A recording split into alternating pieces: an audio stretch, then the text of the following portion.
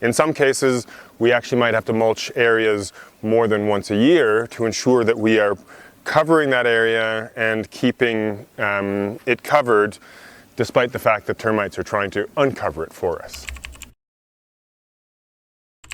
These palm fronds from this Phoenix reclinata, our indigenous date palm, also can make a fantastic mulch.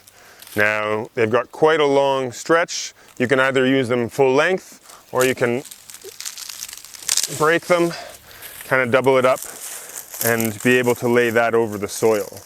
And I will come back at some point in time to cut out a lot more of these dead leaves and lay them back down here. You just have to be careful of the back end, which has all these spines, and usually much easier just to cut this off. You can burn this back part and leave the fronds, the main frond section, as your mulch.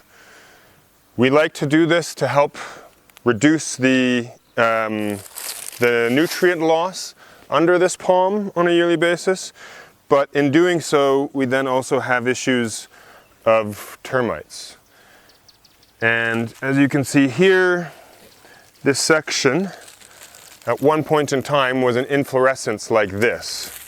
And the termites have just completely surrounded it. If I break this open, you can see that they have completely eaten any of that woody material that was inside these soil chambers at that point in time. Termites can be a problem.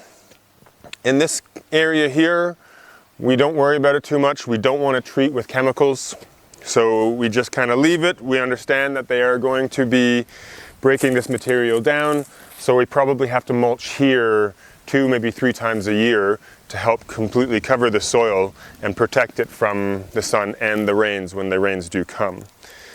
In your vegetable garden, you can also have problems with termites, but there, usually termites prefer to go for dead material rather than for living material. And if you're mulching consistently, you're mulching well, the termites will generally go for the mulch and leave your vegetables alone.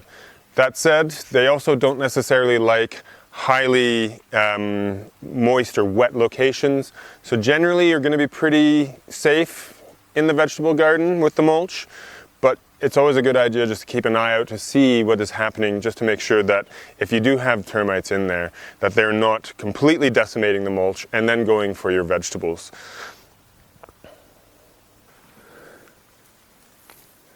So we've got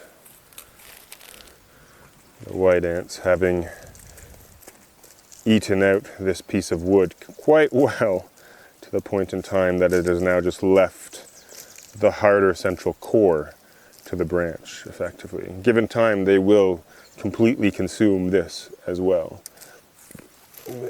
Yeah, so they're not active at the moment, but they do quite the job at removing a lot of this dead lignous material. Actually, we can see the termites just here. So they are still active at the moment, trying to break down the wood, scurrying through. These look to be Odontotermes, a small little termite that works 24 hours a day, 365 days a year to break down wood that then they feed to the fungus back in their nests, which feeds them in return.